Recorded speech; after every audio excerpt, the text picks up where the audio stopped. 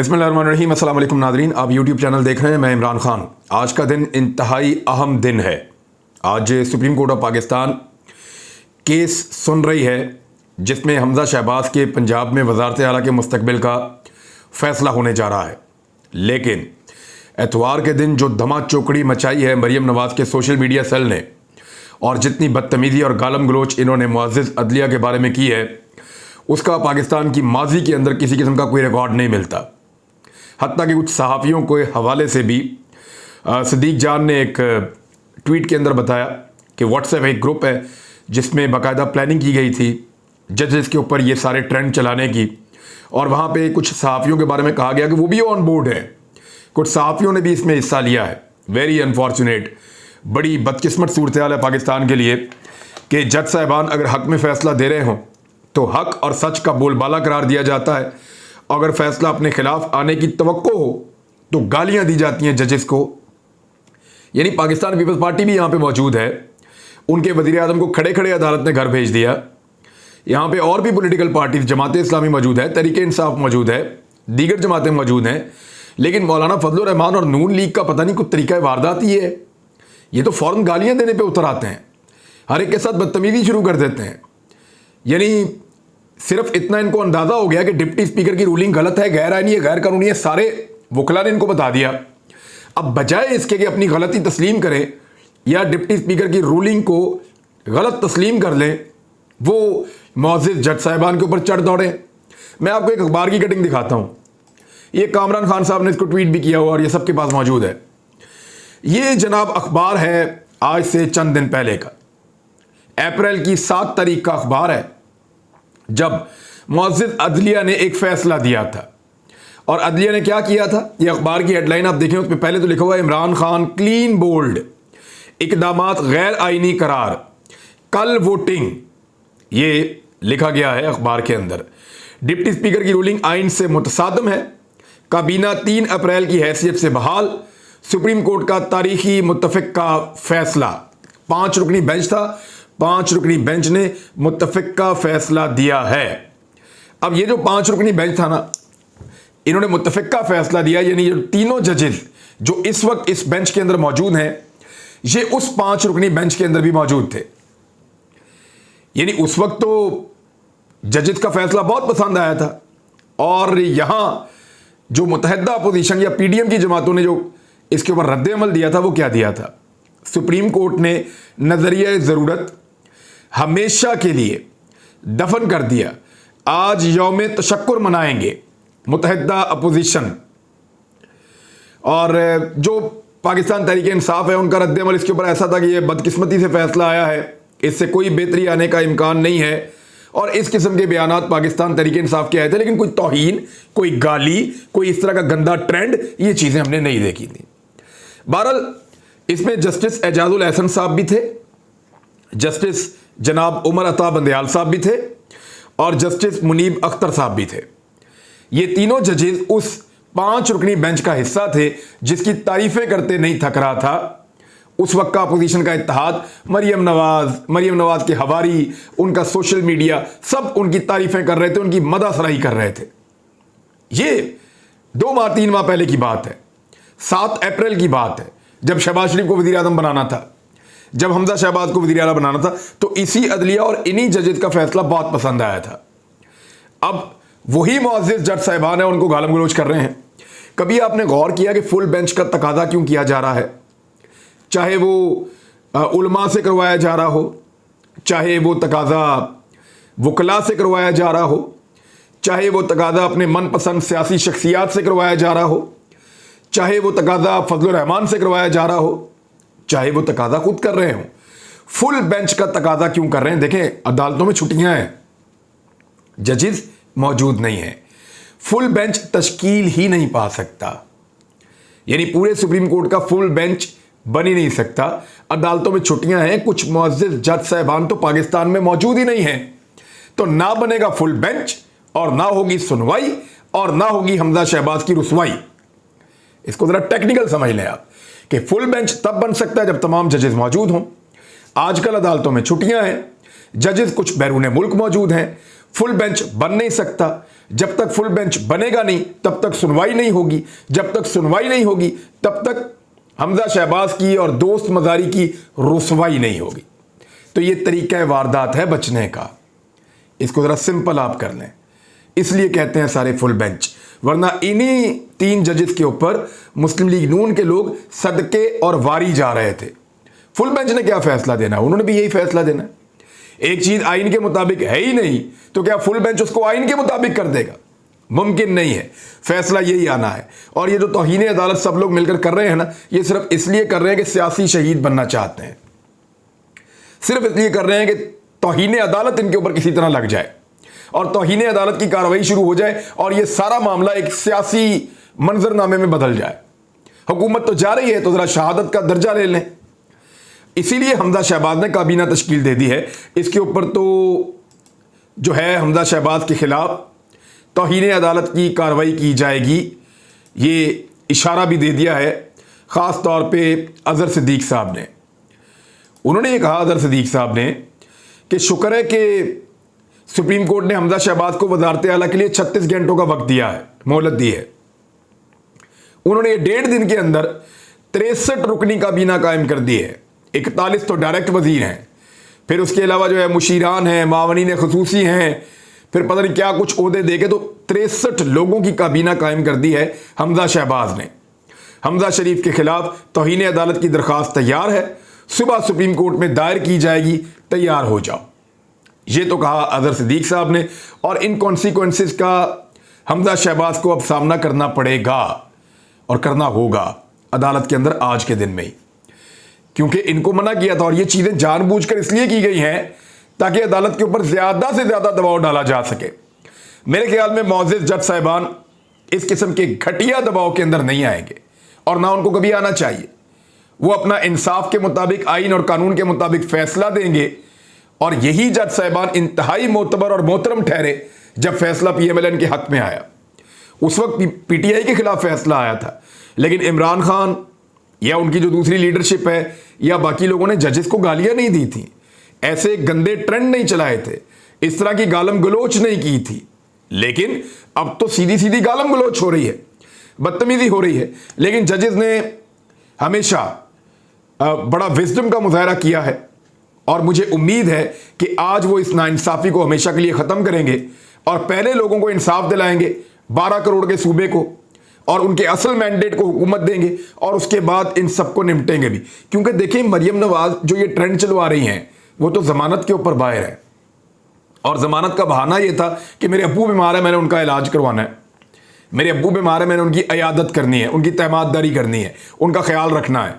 अब्बा तो चले गए 2.5 साल पहले पाकिस्तान से बाहर और ये पाकिस्तान की तरफ पॉलिटिक्स कर रही है और जजेस के खिलाफ गंदे तरीन ट्रेंड्स चलवा रही हैं। तो अब ये अदलिया को फैसला करना है कि ऐसे लोगों को रिलीफ दिया जाना चाहिए या नहीं दिया जाना चाहिए। बहरहाल देखते हैं कि इसके ऊपर अदलिया का क्या फैसला आता है। आज चौधरी शुजात हुसैन साहब अदालत में खुद पेश होंगे, ये भी शुनीद है, और वो अपने बेटे सालिक हुसैन के साथ आएंगे। लेट्स सी वो वहां पे अदालत में आकर क्या कहते हैं, क्योंकि उनको कायल करने वाले या वरगलाने वाले, आप कुछ भी कह सकते हैं, आसिफ अली जरदारी मुल्क से जा चुके हैं। इस वक्त सिंध की हालत यह है कि नाकस तामीरात की वजह से, नाकस गवर्नेंस की वजह से पूरा का पूरा शहर जो है, कराची, हैदराबाद और बाकी शहर डूब चुके हैं। बारिशों की वजह से वहां पे बहुत बुरी सूरत हाल है। इससे पहले हमने 3-4 साल में देखा कि मुराद अली शाह हमें कभी भी बारिशों में बाहर नजर नहीं आया। 18 में, 19 में, 20 में, 21 में कभी बाहर हमें इस तरह नजर नहीं आए, ऑफिस में बैठ के चीजें करते रहे। अब इस साल हमने देखा कि वो बाहर आ रहे हैं, बारिश में थोड़ा बहुत भीग भी रहे हैं, बरसातियां भी पहन रहे हैं और लोगों के बीच में इधारे यकजहती भी कर रहे हैं। लेकिन क्योंकि काम कोई किया नहीं हुआ, लिहाजा बारिशों का पानी हर जगह पे जमा है, लोगों का अरबों रुपए का सामान ज़ाया हो रहा है। वो इसलिए बाहर आ रहे हैं कि उनको भी पता है कि इलेक्शन सर पे है और कराची वाले जो हैं वो इलेक्शन के अंदर वोट नहीं देंगे बल्कि इलेक्शन के अंदर धुतकार देंगे। हैदराबाद में और बाकी जगहों पे भी उनकी यही हालत होने वाली है। जिस तरह की गवर्नेंस उनकी है उसको देखते हुए तो नहीं लगता कि लोग उनको वोट डालेंगे। तो क्योंकि ये इलेक्शन ईयर आ गया है, बहुत करीब है इलेक्शन, तो इसलिए जरा निकल के लोगों के अंदर फोटो सेशन भी इस दफा करवाया जा रहा है, बिल्कुल वैसा ही जैसा शहबाज शरीफ साहब करवाया करते थे। जरदारी साहब, कराची डूब रहा है, वो पंजाब में एक ज़बरदस्ती की गैर कानूनी हुकूमत बनाने के बाद दुबई चले गए हैं।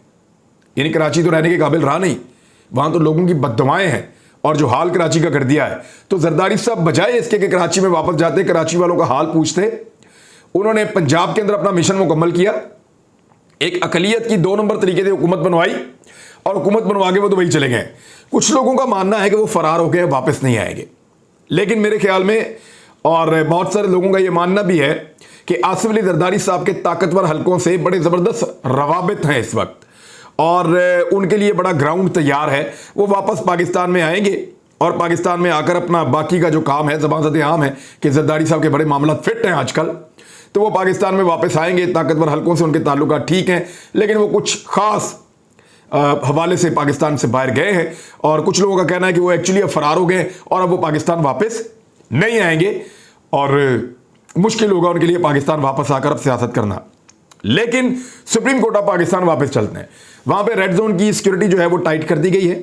सुप्रीम कोर्ट की सराउंडिंग के ऊपर भी सिक्योरिटी टाइट की गई है। माजी में मुझे अच्छी तरह याद है कि एक दफ़ा हमला कर दिया था PMLN ने सुप्रीम कोर्ट ऑफ पाकिस्तान पे 97 में, और इस जमात का कोई पता नहीं कि ये कब दोबारा सुप्रीम कोर्ट ऑफ पाकिस्तान पे हमला कर दें। लिहाजा उस हमले से बचने के लिए वहाँ पे सिक्योरिटी को भी टाइट किया जाएगा। प्रिजन वैन्स जो हैं वो भी वहाँ पे पहुँचाई जाएंगी, आंसू गैस के शेल्स जो हैं वो भी वहाँ पे पहुँचाए जाएंगे ताकि वर्कर्स एहतजाज करने के लिए जमा ना हो सकें। पाकिस्तान तहरीक इंसाफ को तो वो करीब पटकने भी नहीं देंगे, लेकिन PMLN के लोगों के ज़रिए से वो अदालत के ऊपर क्या कर रहे हैं, यानी जिस तरह की तौहीन हो रही है, ये इनसे कोई बाइद नहीं कि ये प्रैक्टिकली जाके सुप्रीम कोर्ट ऑफ पाकिस्तान के ऊपर अटैक कर दें। ये जो अदलिया के ऊपर तौहीन हो रही है ना, इस हवाले से मुख्तलिफ बार काउंसिल्स ने एहतजाज शुरू कर दिया है और Islamabad high court bar association के बाद Faisalabad bar association, Vehari bar association, Rahim Yar Khan district bar association और सरगोदा डिस्ट्रिक्ट बार एसोसिएशन और इसके अलावा 14 मुख्तलिफ शहरों की बार एसोसिएशंस का सुप्रीम कोर्ट से इजहार यकजहती का ऐलान। अभी आप अंदाज़ा करें कि ये तकरीबन 1.5 दर्जन के करीब बार एसोसिएशन जो हैं मुख्तलिफ डिस्ट्रिक्ट की, वो एक्टिव हो गई हैं और अगर ये एक्टिविटी बढ़ती है तो PMLN के लिए वकला की सूरत में एक बहुत बड़ी दीवार खड़ी हो जाएगी सामने आकर, जो उनके रास्ते को रोकेगी कि आप जजेस की तौहीन ना करें। लगातार जजेस की तौहीन की जा रही है और वकला बरादरी, मैं जानता हूं कि वो कभी भी अपनी मुअज़्ज़ज़ अदलिया की तौहीन बर्दाश्त नहीं करेंगे और उनके लिए ये इंतहाई मुश्किल चीज़ है कि जो उठता है वो अपनी सोशल मीडिया टीम को खड़ा करता है, सोशल मीडिया टीम को पैसों से बनाया होता है और उठ के किसी भी इदारे के ऊपर अटैक कर देता है। ख़ास तौर पे मुअज़्ज़ज़ अदलिया के ऊपर तौहीन के हवाले से खासा जो है वो ये आइन और कानून में भी मना है और आप जजेस की ऐसे तौहीन कर भी नहीं सकते, लेकिन सोशल मीडिया को इस्तेमाल करके, गुमनाम एड्रेसेस को इस्तेमाल करके। लेकिन मज़े की बात ये, इस मरतबा जिन लोगों को इस्तेमाल किया गया है वो मरीम नवाज़ के खालिसतन सोशल मीडिया के लोग हैं। मरीम नवाज़ उनको फॉलो करती हैं, ऐसे बहुत सारे अकाउंट्स हमने आपको दिखाए भी हैं। तो आज का दिन बड़ा इंपॉर्टेंट है। आज जजेस का जिस तरह से क्लैरिटी थी केस के अंदर हफ्ते वाले दिन, उसी क्लैरिटी के साथ जजेस वापस आएंगे। अगर तो जजेस ने इस सारे दबाव के बावजूद बेंच को तब्दील करने का फैसला ना किया और यही मुअज़्ज़ज़ जज साहिबान बैठे, तो जितनी इनको क्लैरिटी है ये बड़े आराम से दोस्त मजारी के जो रूलिंग है उसको गैर कानूनी करार दे देंगे, उसको गलत करार दे देंगे, जैसा कि इन्होंने गलत करार दिया था कासिम सूरी की रूलिंग को। उस वक्त एक पॉलिटिकल पार्टी को पसंद नहीं आई थी, लेकिन ये गालम गलोच नहीं हुई थी। आज एक और पॉलिटिकल पार्टी को या कुछ और पार्टियों को पसंद नहीं आएगी, लेकिन जजेस ने जो करना है वो कानून और इंसाफ के दायरे के अंदर रहकर करना है और आइन के मुताबिक करना है। तो आईने पाकिस्तान तो ये कहता है कि हर रुकन वोट डालने का पाबंद है 3 मौकों पर। उनमें से एक मौका है वजीर आजम या वजीर आला का इंतखाब, दूसरा मौका है तहरीक अदम एतमाद या एतमाद का वोट, तीसरा मौका है बजट के मौका पर मनी बिल में वोट डालना। इन 3 मौकों पे कोई भी रुकन अपनी पार्लिमानी पार्टी के फैसले की खिलाफ वर्जी करेगा तो वो इनहराफ करेगा और उसके ऊपर डिफेक्शन क्लॉज लग जाएगी, उसका वोट काउंट नहीं होगा और वो डी-सीट हो जाएगा। लेकिन अगर उसकी पार्टी का हेड बुला के उसको कहता है कि तू ये वोट डाल दे और वो वोट नहीं डालता, तो उसके ऊपर किसी किस्म की डिफेक्शन नहीं लगेगी, क्योंकि पार्लिमानी पार्टी का फैसला ही इस मामले में हतमी फैसला है। पार्लिमानी पार्टी के फैसले की जो खिलाफ वर्जी करेगा उसके खिलाफ पार्टी हेड जो है वो एक्शन लेने के लिए उसके पास ये इख्तियार आ जाएगा कि वो एक्शन उसके खिलाफ ले सकता है। चाहे तो ले सकता है, ना चाहे तो नहीं ले सकता, लेकिन मामला जो है वो पार्लिमानी पार्टी का होगा। पार्लिमानी पार्टी ही डिसाइड करेगी, यही आइन कहता है, यही कानून कहता है और यही मुअज़्ज़िज़ जज साहबान का फैसला भी कहता है। सॉफ्ट मुदाखलत, ये आपने लफ्ज़ सुना होगा आजकल। सॉफ्ट मुदाखलत के बारे में एक मार्केट के अंदर खबर फ्लोट की गई, मार्केट में एक खबर भेजी गई और एक चेक मारा गया कि अगर इस वक्त इतना पॉलिटिकल पार्टीज थक गई हैं, दबाव इतना हो गया है, तो ज़रा ये खबर मार्केट में डालकर देखते हैं कि हम एक सॉफ्ट मुदाखलत करवा देते हैं, आपको सारी पार्टियों को इकट्ठा बैठा देते हैं और ये एक अपने सहाफ़ी के ज़रिए से एक खबर को फ्लोट किया गया, मार्केट में दिया गया, उसको खबर फीड की गई।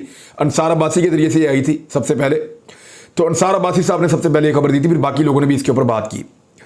तो ये बताया गया कि एक मार्केट में खबर फेंकी गई कि सॉफ्ट मुदाखलत की जाएगी इदारे की जानिब से और उसमें पॉलिटिकल पार्टीज को कायल किया जाएगा 2-3 चीज़ों के ऊपर, मईशत के मामलात के ऊपर और इलेक्शन के मामलात के ऊपर और दीगर चीज़ों के ऊपर, ताकि पाकिस्तान आगे बढ़े। और अक्टूबर का एक जिक्र आया कि वहाँ पे इलेक्शन हो सकता है। लेकिन जिस तरह का रद्द अमल आया ना सारी पॉलिटिकल पार्टीज का, कोई पॉलिटिकल पार्टी शक्ल भी नहीं देखना चाहती इस किस्म की मुदाखलत की और कोई बर्दाश्त भी नहीं करना चाहता।